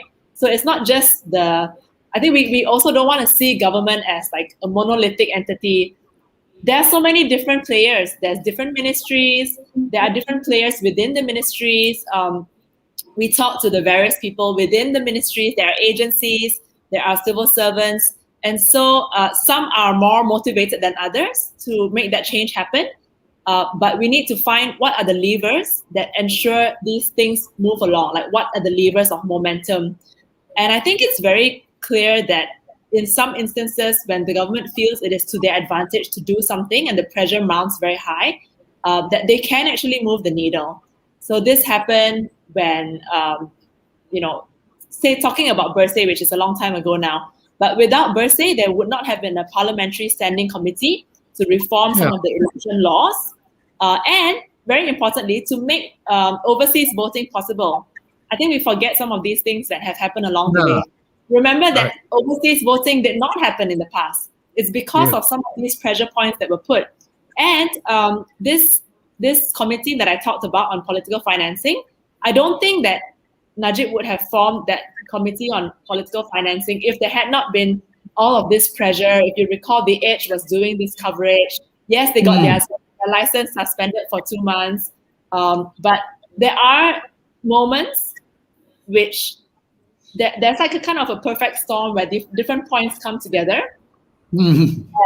And I would say that, yes, government and politicians, they are listening because ultimately what they care about is the reputation. So I would say let's not lose heart because these are all the roles that we play in different ways. And it's not like, there is no monolithic government and there are variations there as well. Thank you. Okay, let me now, to be fair to our listeners who have raised questions, let me quickly read through some of the questions. Now, first on the civil service. Current members of the civil service might disagree with the reforms as they are uncomfortable, as they are comfortable. How do we get around to those already set in their ways? Second question, what is preventing reforms in the civil service, especially with regard to inclusivity, diversity, and meritocracy? Inclusivity, diversity, and meritocracy. And the third question on civil service, politicians rely on the civil service to govern the country. The civil service, in turn, relies on government for good pay and conditions. What is the motive for reform? Can you quickly answer those questions? Very quickly, Tan Sri, thank you very much. I know those questions, those are very difficult questions, but they are very relevant questions. At the end of the day, it is up to us to keep this conversation going. It's not going to happen overnight. So I agree with Tan Sri Sharif that it's important that we have sessions like this and keep the conversation going and engaging the right people. I remember when I first was asked to take part in this webinar, I asked Tan Sri Sharif, will I be preaching to the converted? It is important to get the key decision makers, i.e. KSN, the Chief Secretary of the Government, the head of civil service, KPPA, and the KSUs. We need to engage them. And I think sometimes the public forum is not ideal. It's a private conversations, smaller group conversations, so that folks appreciate what is being done. And you need a champion, really. So at the end of the day, I must say I came through the system, and you need sponsors, you need champions who believe in you and allow you to grow. You need leaders who have that mindset of, I don't know everything. I don't have all the answers. I am going to tap into the strength of the people around me. That's the kind of mindsets you need. But really, at the end of the day, it's having those smaller, intimate, deep conversations about why the civil service, we understand it, but the essence of it, what's in it for you all if you do these reforms? I think that's the kind of conversation we need to have. Thank you. Now I go to the next one. How to stem bribery and corruption in the judicial system, etc., like in the case of AKER Solutions. I don't know what AKER Solutions is. AKER Solutions. AKER. That's good if we have a CJ who chose to report on the matter. Number two, a report on this has been submitted to the PH government. Would think the issues are the same regardless. Can this be used as a good guideline on this topic? I think this is a general question.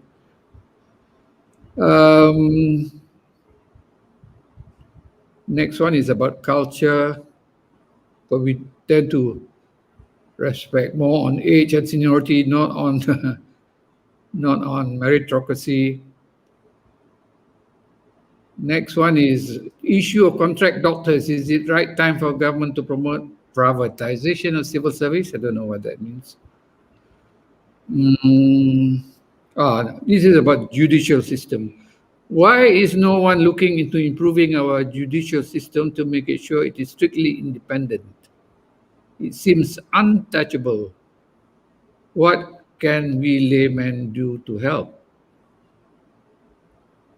The next one is about health personnel.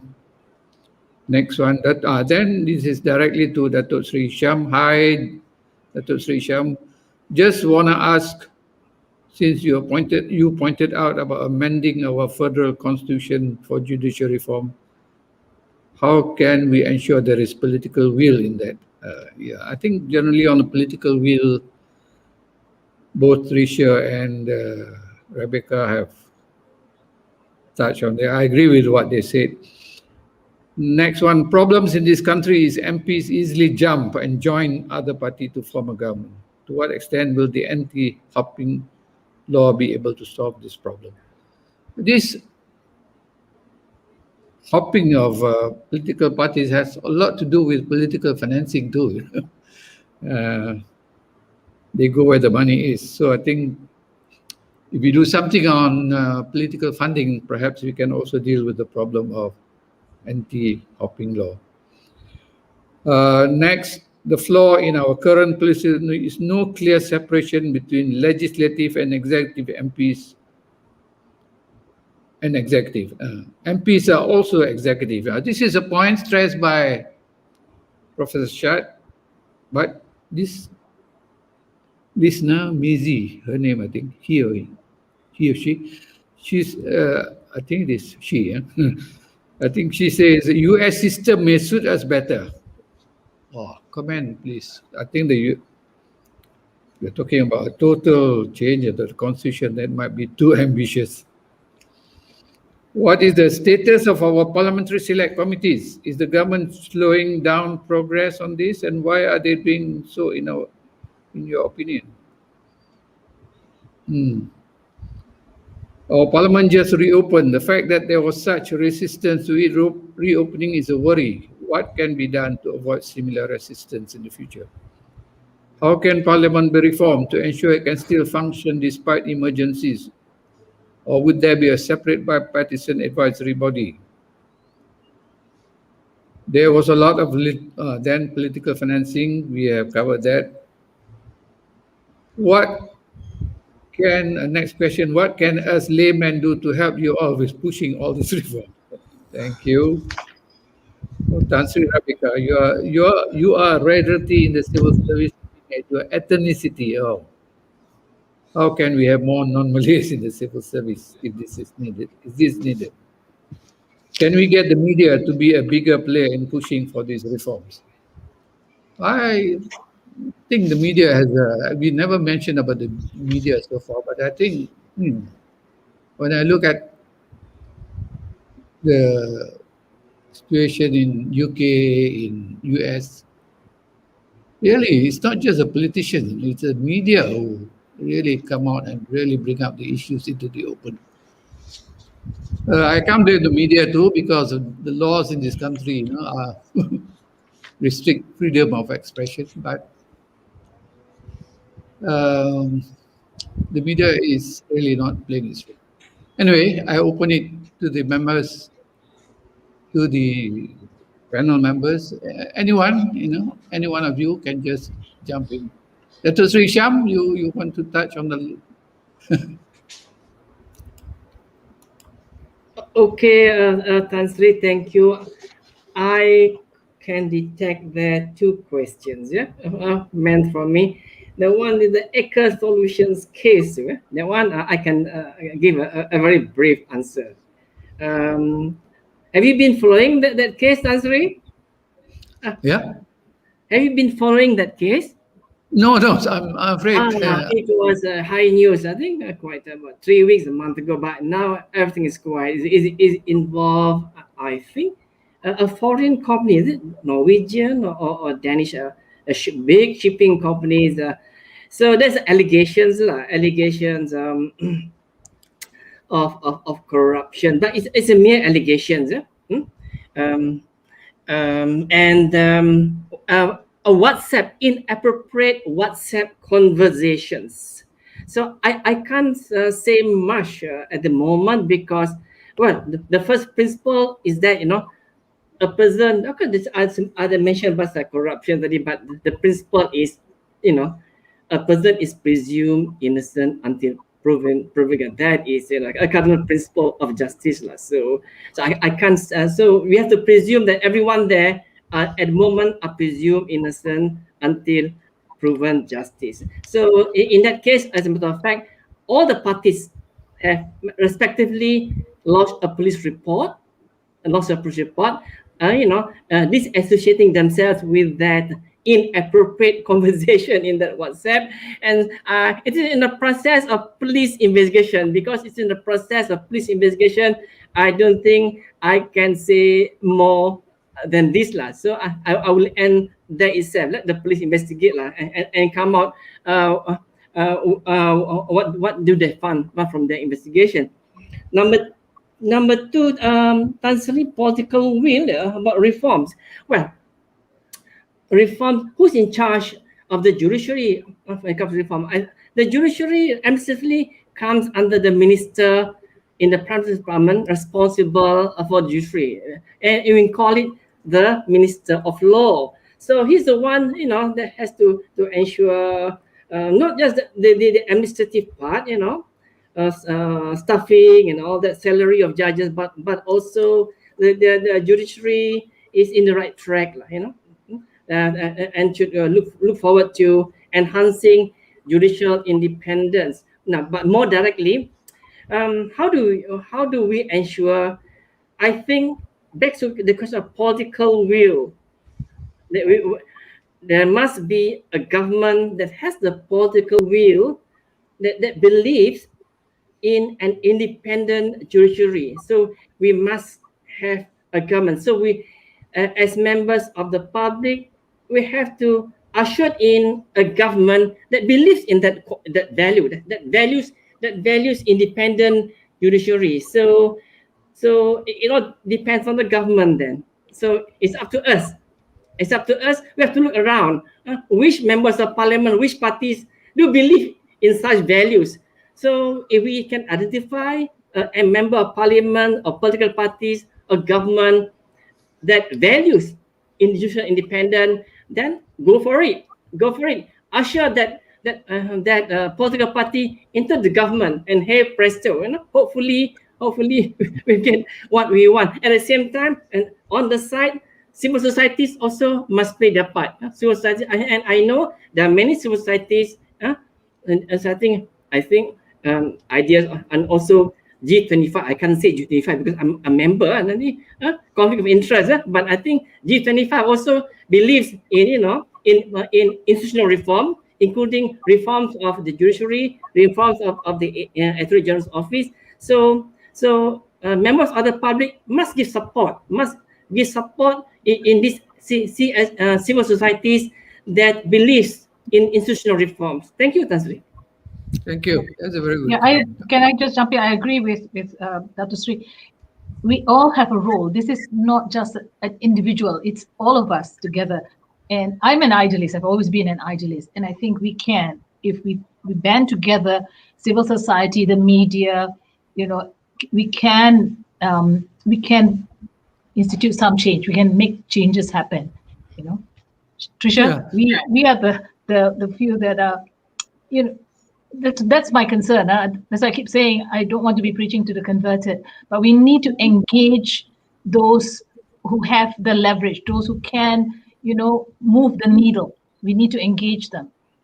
And all we need to do is look at Indonesia.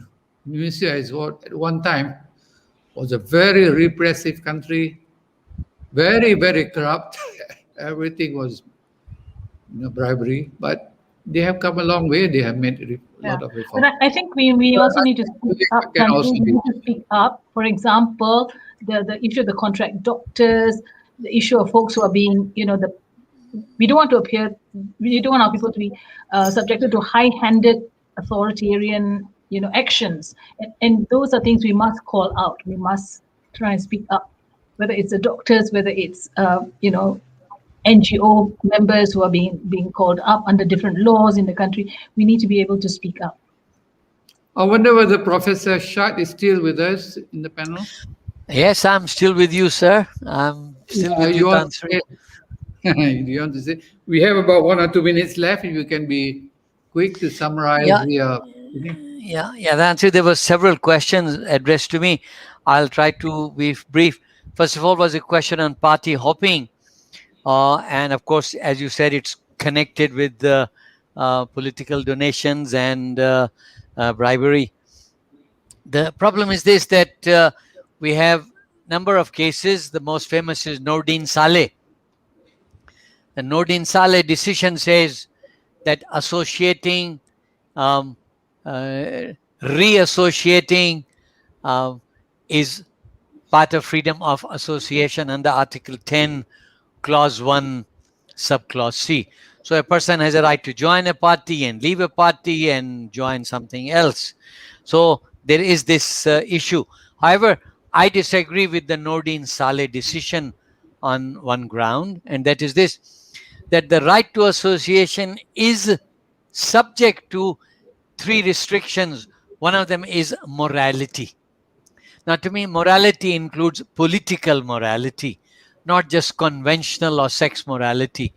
But the learned judges in the case said morality basically means conventional morality. So I think the right to association need not stand in the way of MPs being required to recontest if they change parties. I'm not saying that they should not be allowed to change. If they genuinely want to change, I think that should be their right.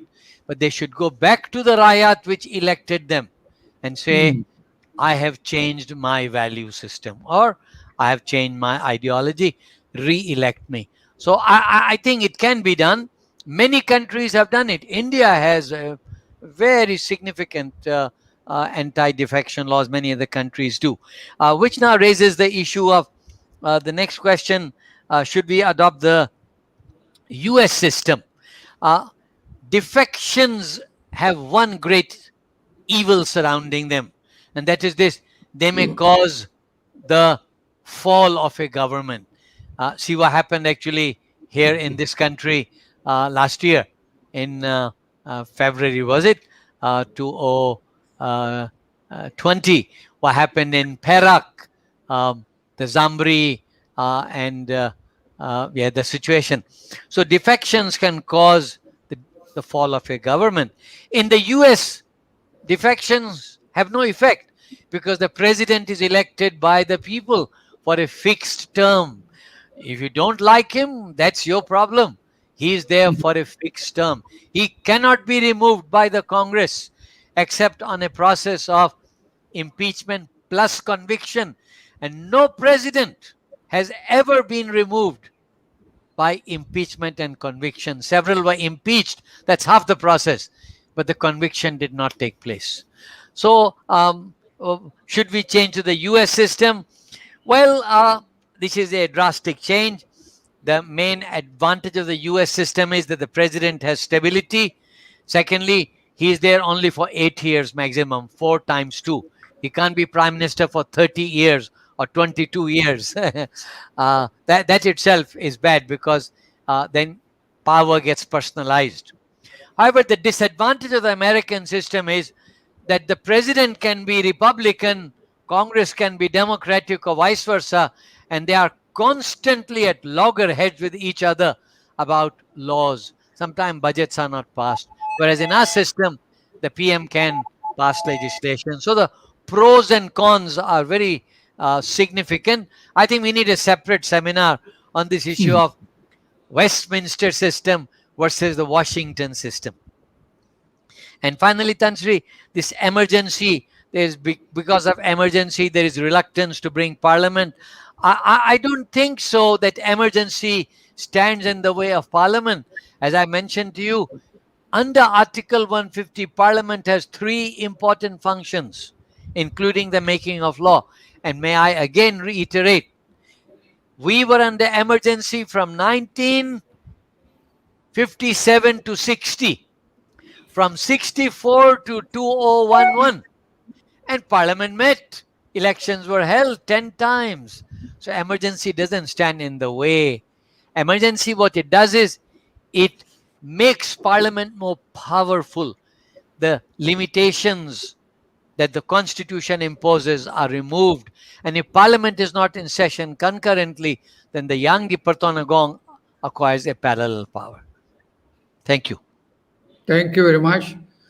I'm afraid that's all the time that we have.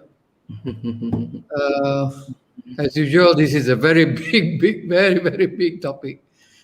One topic itself can take 2 hours to discuss. So we have we put 3 topics. We had 3 topics in the discussion. But anyway, I think our listeners, I'm sure, will have gained something that. I just want to end by saying that all is not lost. I think as long as civil society keeps on the pressure. Yes. And I think if the public,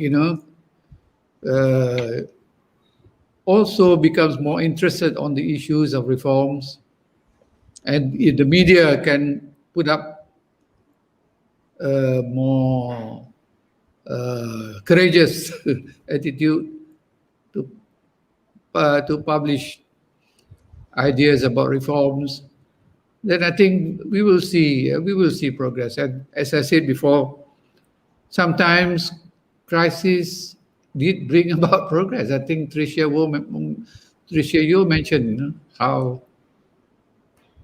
all nations got together, even from London. They came around rushing to bring the votes from London, which resulted in a change of government.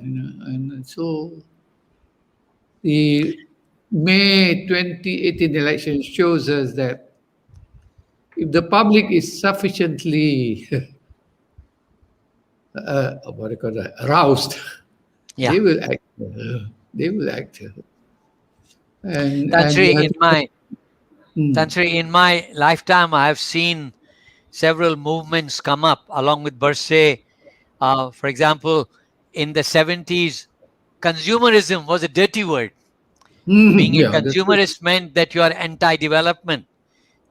Women's rights were actually, you are too liberal, you are anti-religious.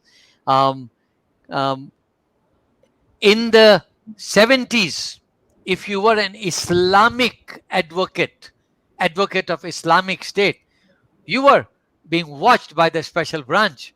But then in the 80s, the thing changed. So what I wish to reiterate what you were saying is that actually, if we are persistent, and we are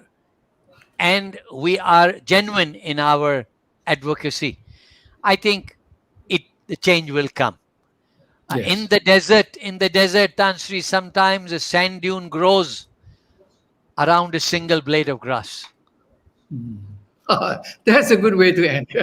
Thank you, Prof. That's a nice quote. I'm gonna use that as well. Thank you. Thank you, everybody.